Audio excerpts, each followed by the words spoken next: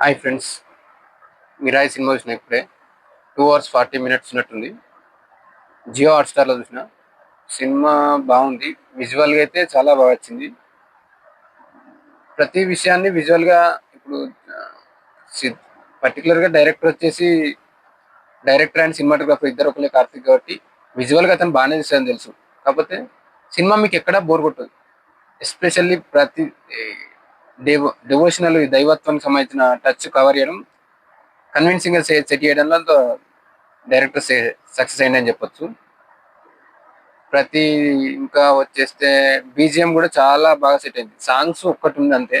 ఇంకో song వైబుందులే song ఈ మన జియో హాట్‌స్టార్ లో కూడా రాలేదు. థియేటర్ లేదని తెలుసు. జియో హాట్‌స్టార్ లో కూడా యాడ్ చేయలేదు. సినిమాలు వచ్చేస్తే తేజ సజ్జా సూపర్ హీరో రోల్స్ లో ఇది కూడా ఒకటి కానీ అయినా బాగానే సెట్ అయింది. మనం దానికి తేజ సజ్జాను ఆల్రెడీ కనెక్ట్ అయిపోతాం. సినిమా స్టార్టింగే మన కథలోకి వెళ్ళిపోతాం. ఎక్కువ టైం తీసుకోలేదు. దానికి ఏదేదో అది ఇది అటు ఇటు తిరిగి రావడం కాకుండా డైరెక్ట్ స్టోరీలోకి వెళ్ళిపోయిండు. ఏంది ఇది కథ, ఎట్లుంటది, మూమెంట్ ఎట్లా వెళ్తుంది స్టోరీ అనేది మనకు ముందే ఐడియా అర్థమైపోతుంటది. ఇందులో కొత్తగా ఏమున్నాయంటే హీరో జర్నీని కూడా ప్రతిసారి ఇతను ఏం చేస్తుండు, ఎటు వెళ్తుండు, ఏం చేసినా కూడా దానికి ఒక మంచి అప్రోచ్ గానికే ఇది ఉంటది. ఫస్ట్ నుంచి కూడా ఈ హీరో ఒక డైలమా షిఫ్ట్ అయ్యేటప్పుడు కూడా అతని ఒపీనియన్ చూస్తుంటారు. ఎప్పుడు అతను చేసింది రాంగ్ అన్నదాన్ని ఎప్పుడు చేయనీకి సిద్ధంగా ఉండడు. మదర్ సెంటిమెంట్ కూడా కొంచెం కవర్ చేశారు. శ్రేయ గారి రోల్ చాలా పవర్ఫుల్ రోల్ ఇచ్చారు. ఆమె కూడా బాగా చేసింది. ఎక్కువ శ్రేయాది ఎక్కువ రోల్ ఉంటుంది చాలా వరకు సినిమాలో. హీరోయిన్ది చూస్తే పవర్ఫుల్ రోలే కానీ ఆ ఏజ్ కి తగ్గ కొంచెం డెప్త్ ఎక్కువ ఉంది. అది మనకు సెట్ కాలేదేమో అనిపిస్తుంది. కాకపోతే కథ పరంగా మనం ఆ హీరోయిన్ అనేసరికి మనం అలా ఫీల్ అవుతుండొచ్చు కానీ కథ పరంగా అయితే ఆమెది కూడా ఓకే.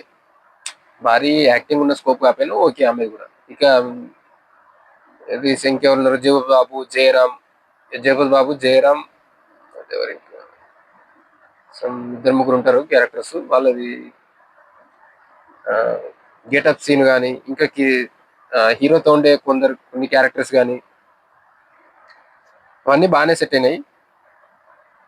తిరుమల కిషోర్ అండ్ నేను శైలజ డైరెక్టర్ కానీ కేర్ ఆఫ్ కంచర్ బాలన్ డైరెక్టర్ మహా వెంకటేష్ గారు ఇద్దరు రోల్స్ ఉంటాయి. పోలీసు వాళ్ళవి కూడా ఒక డిఫరెంట్ గా పెట్టింది. కోసం మీరు చూస్తే తెలుస్తుంది.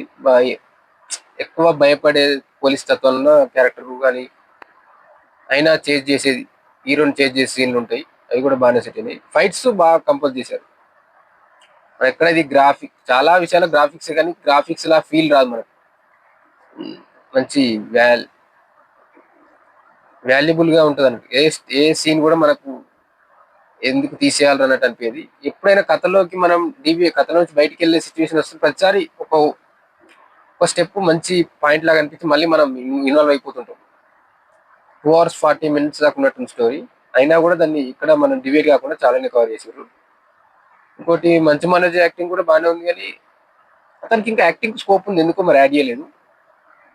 అది కథను డామినేట్ చేస్తారు అనుకున్నారో మరేమో కానీ జస్ట్ విలన్ ఒక రూత్లెస్ విలన్ డైలాగ్స్ ఉంటాయి కానీ అతనికి అంతరెంత ఎక్కువ స్కోప్ ఉన్న యాక్టింగ్ ఉంది. కాకపోతే ఎందుకో మరి యాడ్ చేయలేదు అందులో.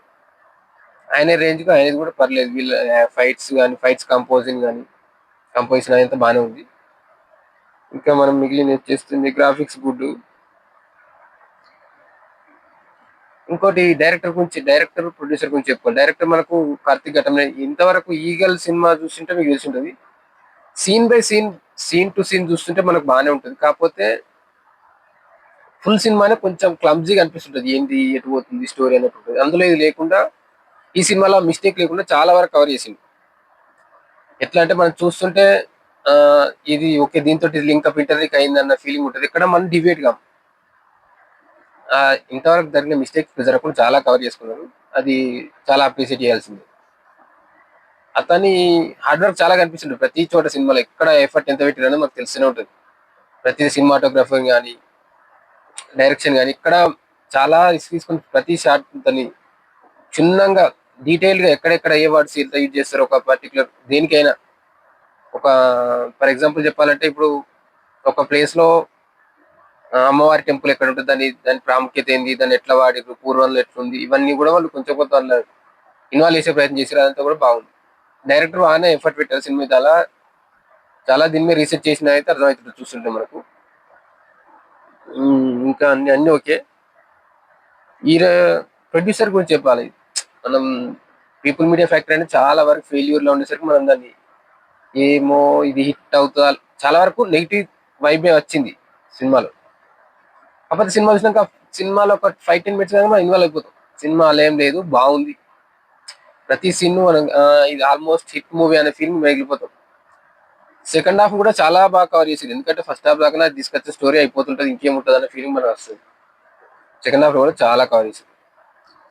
ఎస్పెషల్లీ నిర్మాతను ఎందుకు చెప్తున్నా అంటే, ఇప్పటివరకు అన్ని ఫెయిల్యూర్స్, గత 5 to 10 మూవీస్ అతని ఫెయిల్యూర్ ఉంది నాకు తెలిసి.